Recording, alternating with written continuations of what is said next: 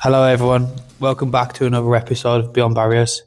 Today I'm joined by someone who I've known for at least 4 years now, who is even more inspiring than myself. But yeah, all joking aside, she's one of the most inspiring people I've ever met in my life, and she hasn't let her sight loss define her. Let's go, Beyond Barriers. Hi, I'm Cal, friends with Nathan for. Has it been 4 years? Gotta be 4 years. No way. I started as a sight loss advisor in 2023. Yeah, so about 3 years. Yeah, 3 years. Yeah. We met through Alistair. He always used to big you up. Shout out Alistair, by the way. Yep. Alistair left us and moved to New Zealand. He was our IT guy. Yeah, he always used to big you up, and then we met and we just instantly clicked. How did you end up being in the world of sight loss? So, I lost my eyesight in 2022. Do you know the exact date? Yeah, you know. Yeah, you do, don't you? It's one of them things you don't forget. It's like remembering someone who's passed away the day they died or something like that. It's something you have to mourn. Yeah, definitely. It is a grievance. People don't realise that every day we actually do grieve our sight loss. Yeah. Even if we do keep going, we grieve it also every day. 15th of January, I was at work. I used to work at a day nursery. So I did a bit of everything there. I did cooking, cleaning. I worked on the floor with the children. And yeah, I was at work one day, and I remember this exactly like it was yesterday. I'm just there, serving the kids their dinner, and literally in the blink of an eye, my eyesight blurred. Like 90% of my eyesight was gone.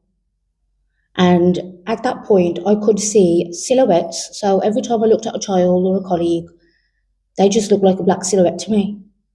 I couldn't see colour. Every time I looked at the light, I could see bright red, which was obviously like the retina being detached. Yeah, my detached retinas grew extra blood vessels and they hemorrhaged.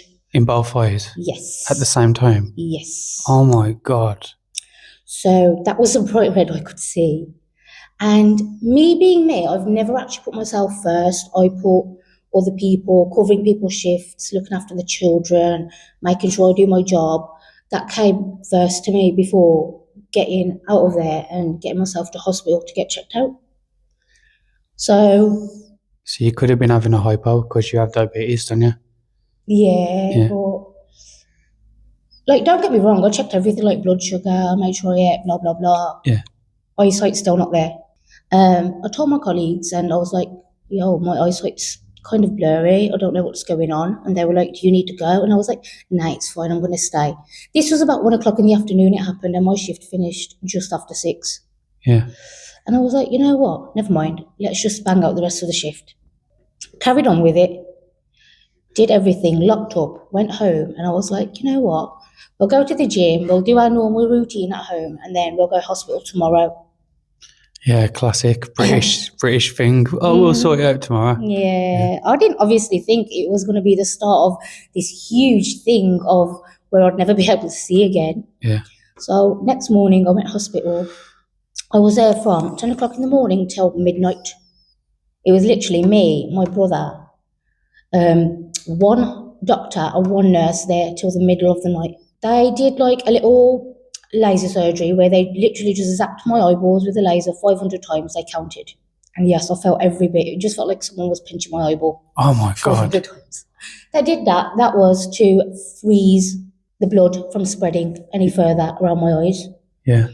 That doctor I met, he told me, he was like, look, once we freeze the blood, you'll have to have a surgery, but you'll be able to see again. Come back tomorrow. Come back, saw another 2 doctors, and they were like, that doctor told you something totally wrong. You are going to have surgery, but it's not looking likely you're going to be able to see again. I pretty much carried on from January till February, just with 10% eyesight. I didn't go back to work after that day, by the way. It was just me at home trying to navigate life, like learning how to do things. Obviously, I was wishing for the best case scenario that I'd be able to see again.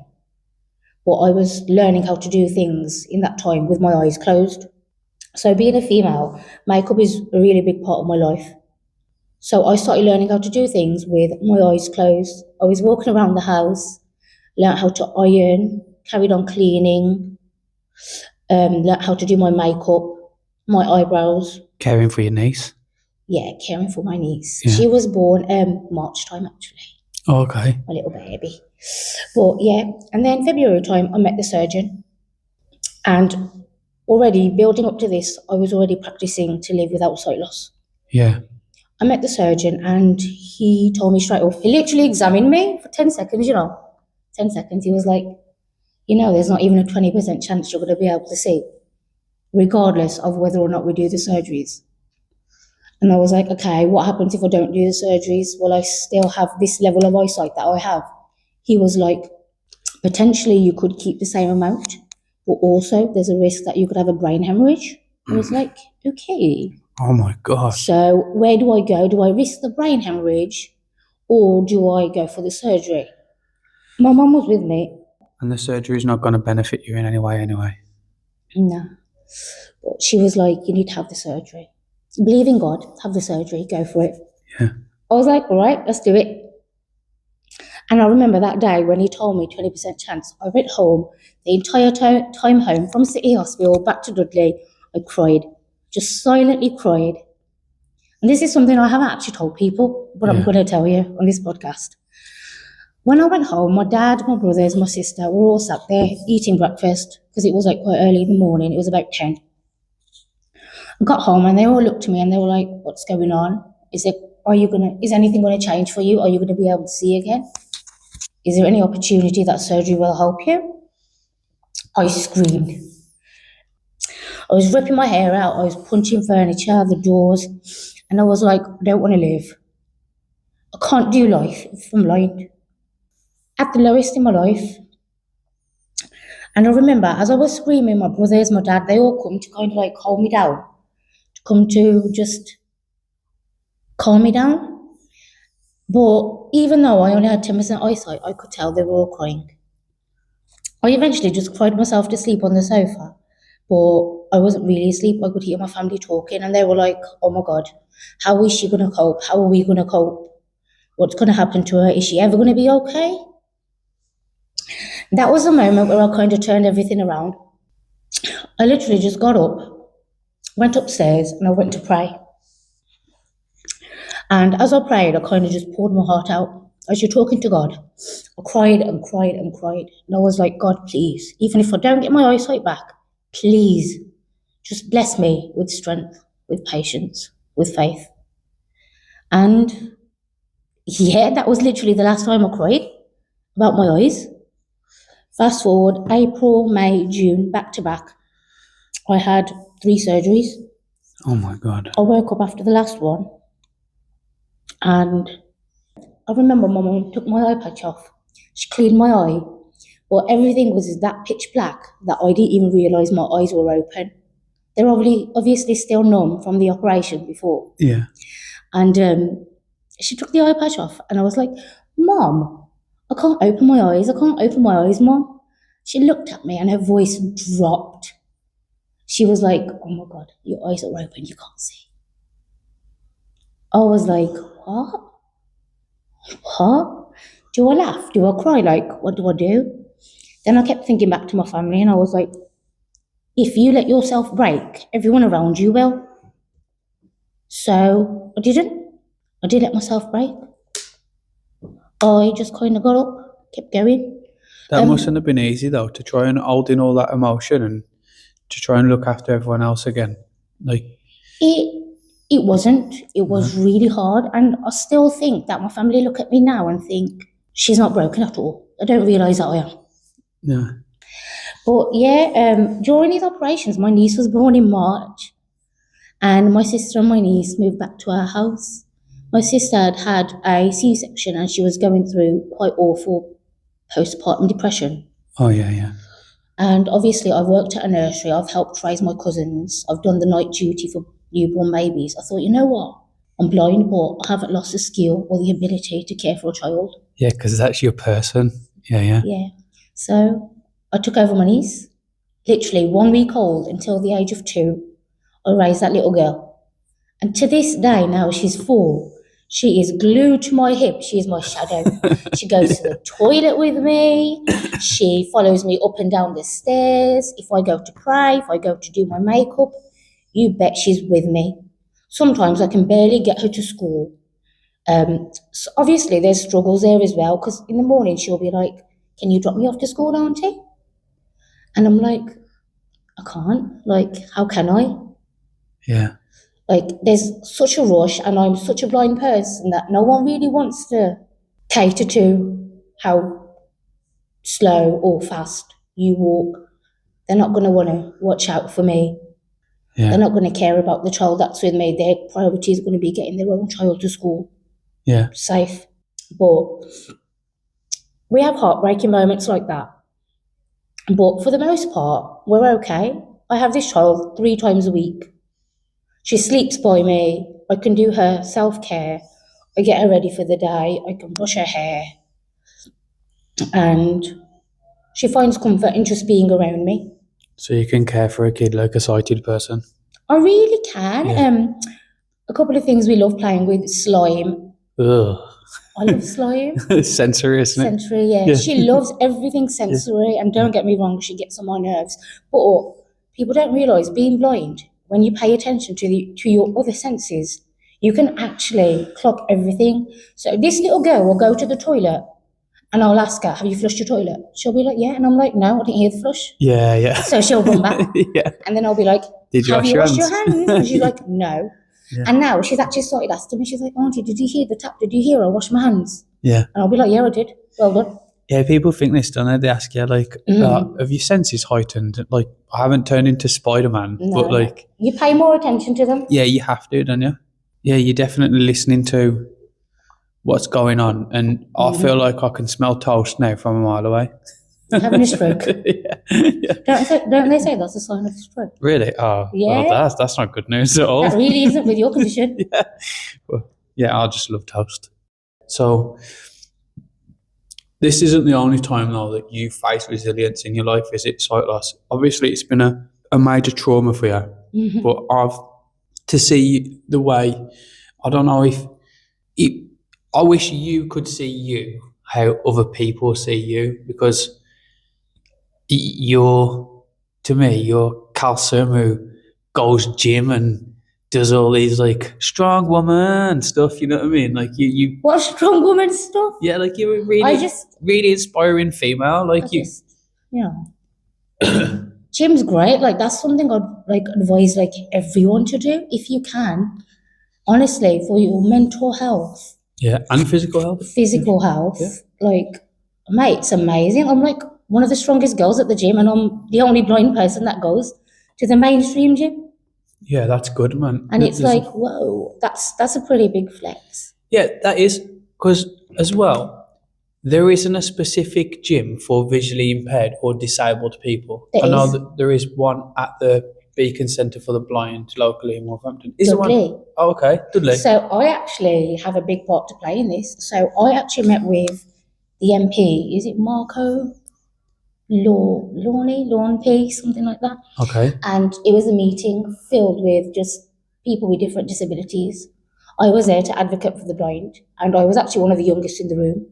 And I said to him, why is there no such thing as a gym that's accessible for disabled people? Not just visually impaired people, but for all disabilities. Yeah. And lo and behold, he come to the Beacon Centre. He had this conversation with a few of the people that suggested the same thing. And now in Dudley, there is actually a strictly disabled people gym. That's unreal, man. It's mad, isn't it? Let me just say to you guys, before we had this conversation with Cal, she's the most modest person you will ever meet. So she's like, I ain't got nothing to talk about. I ain't done anything. Straight away there, she's advocated for the visually impaired people across the Black Country to get Dudley Gym made accessible for people with disabilities. So they say modest she is. I ain't done anything. Sure. I generally look at myself and I think, you know what, the things that you're doing every day, like going to the gym, looking after your appearance, looking after a child, because to me, it's my life. Yeah, of course. Do you know what I mean? It's like, it's natural to me. Yeah. Yeah, of course. So when people are telling me, "Oh wow, you're so amazing," like I get this at the gym all the time. Random people approach me, and they'll be like, "Oh wow, you're so inspiring," and I'm like, I'm just being normal. "I'm just out here trying to get a Yeah. nice back." Yeah, yeah. You know what I mean? Yeah. Trying to get a nice back. Yeah, Trying to yeah. get a nice back. Yeah. And I also get this where I actually train with my personal trainer, and she actually gets a lot of people that approach her and ask for my story, my journey, like Yeah. what I've been through, how it happened, how long I've been blind. And I didn't actually realise that people out there struggle to understand where a blind person is coming from Yeah, yeah. because they don't want to approach me because they're scared, but they'll ask my personal trainer, who is also one of my bestest friends. You know, I think what I've found over the past 5 years, and especially with starting Beyond Barriers Training Academy and Speaker Agency, people are really, really worried to say the wrong thing to offend.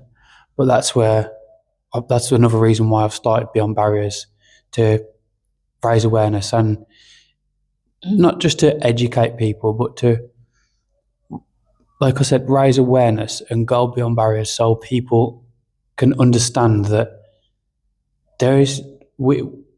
most people are not easily offended unless there's malicious intent involved. So Yeah. you would rather someone come up and ask you your story than go to a third party. Like I Yeah. remember doing a talk with a guy from the Beacon Centre before, Pete, and I can't remember where the talk was, but the lady said to Pete, "Would he like a cup of tea?" And Pete says, "I don't know. Do you want a cup of tea, Nath?" And I was like, "Well, yeah, I will have a cup of tea, thank you." And Pete says, "Just because he's visually impaired doesn't mean he's instantly incapable of speech and processing language. Like, Yeah. he can still make decisions. He can still articulate himself. Like, it's just sight." But well, we said that again. I was talking about this the other day with Charlie Rashbrook from Thomas Bocklington Trust, that we say it's just sight. We always play it down. Oh, it's not that bad. Or, yeah, it's all right. Yeah, like, you should understand that you are one of the most inspiring people I've ever met, and your journey is specific to you. So it would be good if people could approach you instead of approaching your personal trainer, but that probably happens in normal life too, don't it? What would you want to say to them people? Like, is there anything that you'd like to say?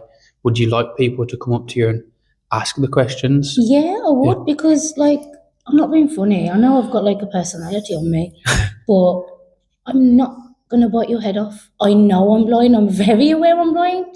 Mm-hmm. Just ask me. Yeah, you're okay to talk about it, aren't you? I really am, like, Yeah. and I'm one of these people that I will actually make you feel bad.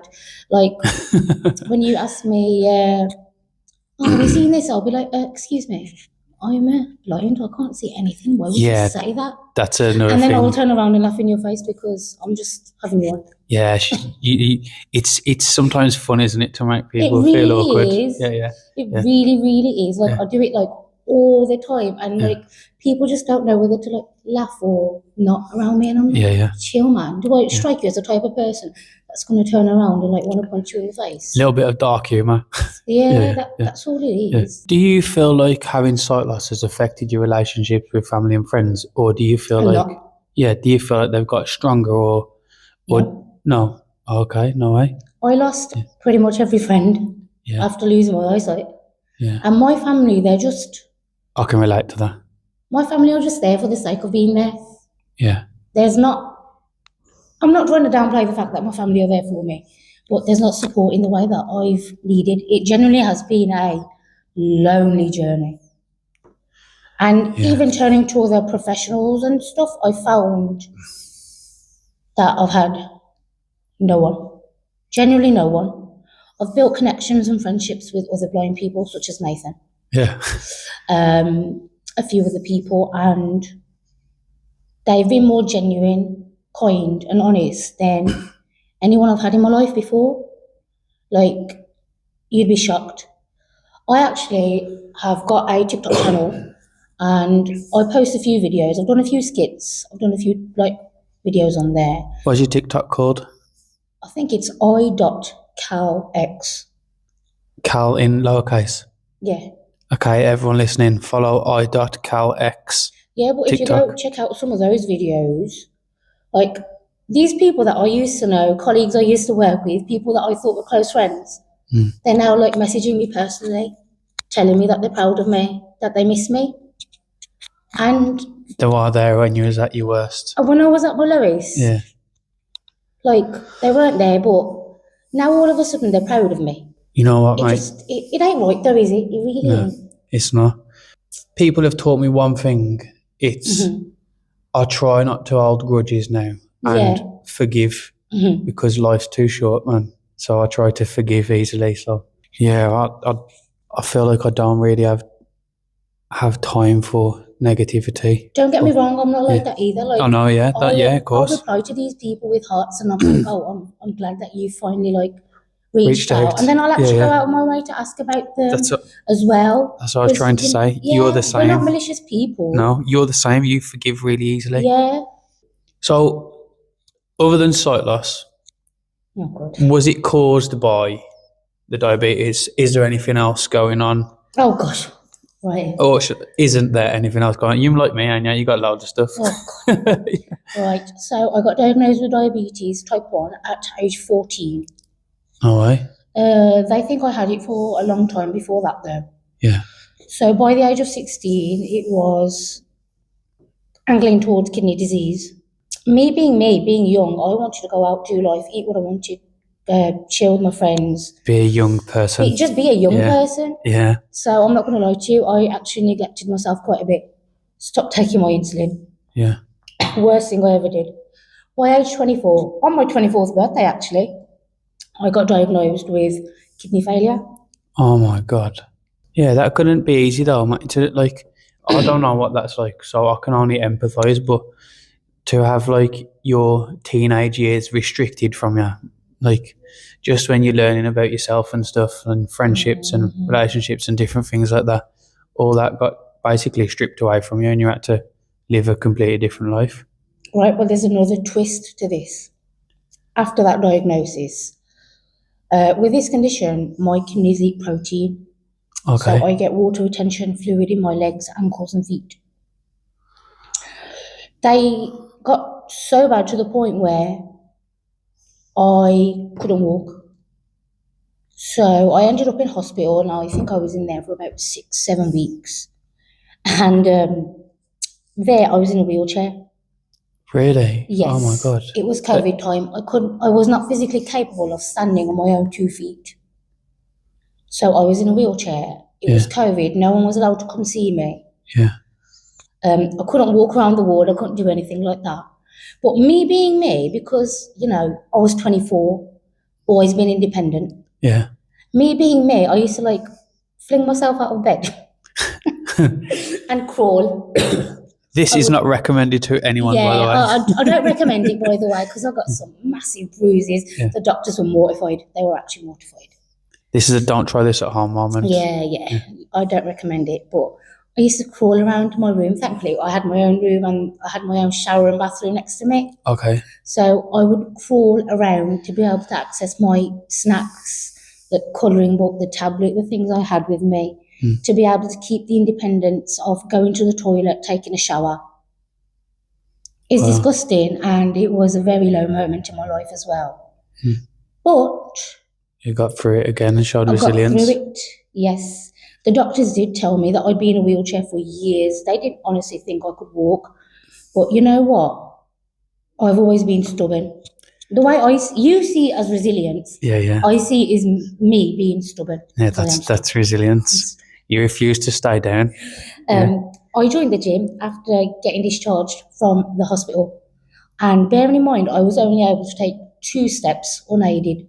I had to walk holding onto something, or I had a permanent guide with me.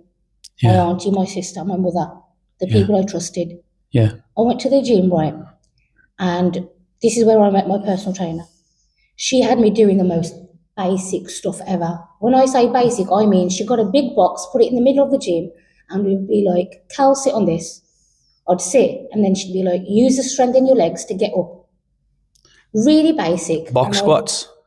Basically, doing box squats. Yeah, but with no weight, nothing, just using your body weight. Yeah. She'd get me to step up on one tiny little platform, not holding on to anything. I felt like the biggest idiot ever going to the gym where people are doing weights and they're doing like proper exercises, and I'm doing this. Within 3 months, I was walking again. When I say walking, I mean genuinely. There was like no limp. You wouldn't be able to tell there was anything wrong with my legs unless you knew me. Wow, so you probably very very close to your personal trainer then. She's my best friend. She's generally a big part of my life. Yeah. And I remember as I walked back into the kidney doctor's office, I walked back in, not in a wheelchair, I walked back in. This man got up and applauded me. He literally got out of his chair and he applauded me. Wow. And I was like, whoa. Because I didn't realise that they genuinely meant it when they said you won't be able to walk for years. This is what I'm saying about how modest you are. I was like, nah, minor, you know what I mean? Like, it's going to happen, I'll be fine. You don't see you how everyone else sees you. That's because not a lot of people know. Your story. Yeah. What is other moments in your life then where your resilience has been tested? This is something I'm actually working through, and it's a really big thing, especially for females out there. So, this is a bit of a sensitive topic. Okay. Are we okay to talk about this? Yeah, sure. Are you sure? Yeah. As long as it's if this is triggering for anyone, you are more than welcome to switch off now. What is it? What is the subject going to entail? Sexual assaults. Yeah, so if anyone is triggered by sexual assault, please look in the timestamps and you can skip past this bit now or switch off. Please feel free to switch off. Please carry on, Cal. Right, okay, so this is something I've experienced in my life, like from a really young age. Rape, sexual assault, molestation. But it never really hit me that hard growing up. I've always been like very self-conscious and shy. Yeah. Right. I would not believe that. I know, you wouldn't believe it, would you? Yeah. But when it got to my sight loss, it happened after I lost my eyesight. It broke me in a way that is really undescribable. Yeah. Like, I can't generally describe how it felt. Like, imagine being blind, not knowing who's assaulting you. Yeah. Or why they targeted you. Yeah. Is it a power dynamic? Yeah. Is it attraction? Is it the fact that you think you can do it to vulnerable people and get away with it? Yeah, that's probably the one, isn't it? I don't know. It's something that's been ongoing. Like, it plays in my mind even to this day, like every day. There's constant flashbacks, there's constant trauma, there's low-level anxiety that follows me. But it's weird. So, like, dating, meeting even friends, guy mates, I tend to be really wary of. Yeah. I tend to be really shy. I'm comfortable around Nathan because I have that trust in him that he wouldn't hurt me. Yeah. But pals highway. Yeah. But if you were to put me in a room with another man that I didn't know, instantly uncomfortable. I'm low-key shaking. Really? And I'm just living in that fear of, please don't touch me. Yeah. Yeah. So that is something I think that is really important, that people don't realise how hard it is not having eyesight and going through that. It happens. Obviously it happens. It's happened to me. Yeah. But people probably thought, like me, like when I first lost my eyesight, I didn't think I'd have to go through it. No, of course. It would be the last thing you think of. Yeah. I thought it was something I went through before sight loss. I wouldn't ever have to. So it happened through. before you had sight loss, and then it happened again after sight loss. Yeah, there's been numerous occasions in my life where it's happened. How do you deal with something like that, Cal? You know, you're wary of who you trust. You can't just go around getting with people left, right, and centre. Yeah. I'm not one of those people. I have to have a good vibe, a good connection with somebody before I can actually be with them. Yeah, of course, yeah. Instantly, biggest one, trust your gut.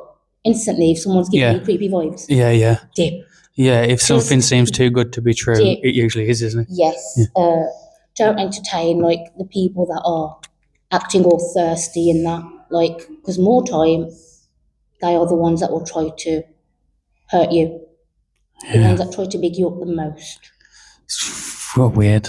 These are things I've experienced. I'm not just saying this off the top of my head. Yeah. I've experienced this from like a young age. Yeah. So it's hard, but I think it needs to be addressed. It needs to be spoken about. Do you feel like religion has played a big part in your life and it's helped you a lot? Religion has, because as I said before, when I lost my eyesight, I prayed to God for the strength, for the patience to keep going. And every time anyone goes, I'm praying for you, I always tell them, don't pray for my sight to come back.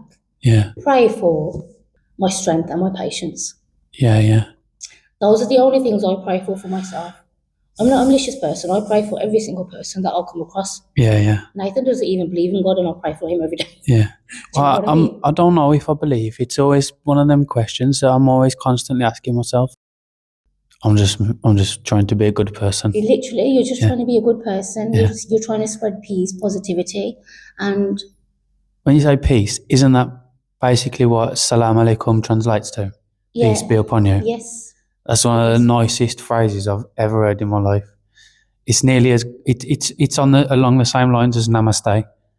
Mm-hmm. Yeah, but you seem pretty set on where you am and where you're going. I am, because I was born into this religion. I started reading Arabic fluently at age like 5, 6. No way. Do you know what I mean? Yeah.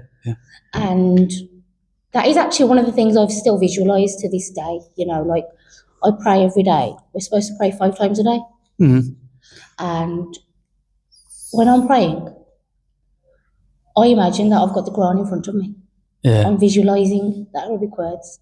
And to me, that is beautiful, that even though I've got no sight, that's one of the things I'm visualizing, because my faith is so strong. Yeah. That's what I mean about you. Like, if you're finding peace in like meditating and doing charity work and, you know, taking pieces of every, and quoting like, you know, the Bible, taking pieces of every religion, then you do you, because you're not disrespecting anyone. You're literally respecting all people, showing that you're a respectful person and you're doing what's good for your mind, your body, and your soul. Yeah, so thanks, mate. Carry on doing you. Yeah, I like how this, I would say, people would call it an interview, but I like how this conversation switched and now you've become the interviewer. Sorry. No, it's good. I like it. I do actually work as an interviewer, so you know. Well, share it to Cal and everyone watch this space for a new speaker on Beyond Barriers Training Academy and Speaker Agency. She's got an amazing story, so get booking. But this is where, like, I think it's best to draw things to a close now. Mm-hmm. Is there any, like, I know you just said you do you, and I love that phrase, but is there any, like, quote you'd like to live by, that you live by, or even if it's not in English, like you say, if it's in Arabic, if there's something that you live by, if there's something that's, like, close to you? Nah, definitely not. Okay. This is something I say to everyone since being blind. And I use it quite a lot. All right, you ready? Go for it. Be kind to the blind. We struggle, but we never give up. Be kind to the blind. I like Be kind it. to the blind. And that's my brand. Is there someone who you would like to nominate who you feel like has got a good story that... Or should I leave that one with you? Just leave that one with me. No worries. Everyone, thank you for coming, Cal. Everyone, Kalsoom, don't forget, check out a TikTok, i.calx. Thank you, everyone.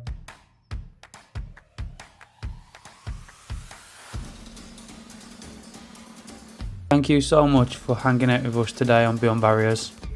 We get real about the everyday struggles here, and we know these stories can hit close to home. If any of the issues raised today in the podcast have been triggering at all, then please reach out to local support. Don't sit with this alone.